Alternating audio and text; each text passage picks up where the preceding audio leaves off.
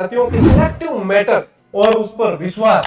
ठीक है, अब सिलेक्टिव मैटर का मतलब यह है कि आपको आपका सिलेबस पूरा ध्यान है। ठीक है, उस सिलेबस के अकॉर्डिंग एक बार मैटर, ठीक है ना, अति से बचे। सबसे पहली बात कहूंगा, अति हमेशा ही घातक रही है, तो अति से बचना है। कहने का मतलब यह है कि आप लोगों का जिस पर विश्वास है, जो भी, चाहे कोई गाइड है, चाहे ऑथेंटिक पुस्तक है, चाहे नोट्स है, चाहे आरबीएससी, एनसीईआरटी, जो भी आप पढ़ रहे हैं, कुछ भी एक्स वाई जेड, तो जिस पर विश्वास है ना, उसके बाद में आपने उस सिलेक्टिव मैटर को इकट्ठा कर लिया है, उसके बाद वो आपके पास में है। अब इधर उधर, चाहे अपने दोस्त ने किसी और लेखक की या और प्रकाशन की पुस्तक लाई है, चाहे फलाने ने कुछ लाई है, या कहीं किसी कोचिंग ने कुछ नोट्स दिए हैं, या कहीं भी है, कुछ भी, लेकिन आपको विचलित नहीं होना है। आपने जिस मैटर को इकट्ठा किया है वो आपके लिए बेस्ट है। जो भी आप पढ़ते हैं साथियों, बेस्ट होता है। सभी पुस्तकों में मैटर वही रहता है, सिर्फ प्रस्तुतिकरण का तरीका अलग अलग होता है।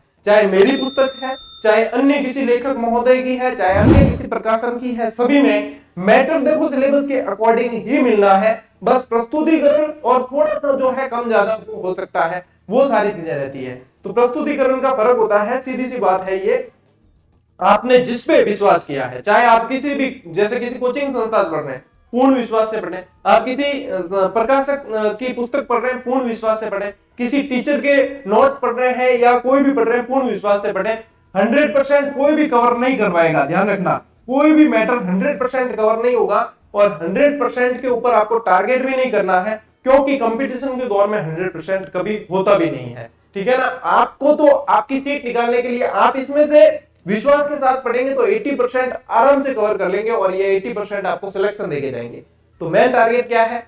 सिलेक्शन है। तो सिलेक्टिव मैटर, उसके बाद में अति नहीं करनी है कि भाई हिस्ट्री की हमने 4 किताबें ली आई, भूगोल की 4 ली आई, हमने अर्थशास्त्र की 4 ली आई, उनको पढ़ नहीं पाओगे। उनको पढ़ भी लिया साथियों तो उनको याद नहीं रख पाओगे, और जब तक वो मैटर आपको याद नहीं हुआ है ना, तो उस मैटर का कोई औचित्य नहीं है। चाहे आपके पास में किताबें, तो ऐसे तो करोड़ों है दुनिया में, आपके पास में चाहे दुनिया भर की किताबें, लेकिन उनमें से जो चीज आपको याद नहीं है वो आपके काम आने वाली नहीं है।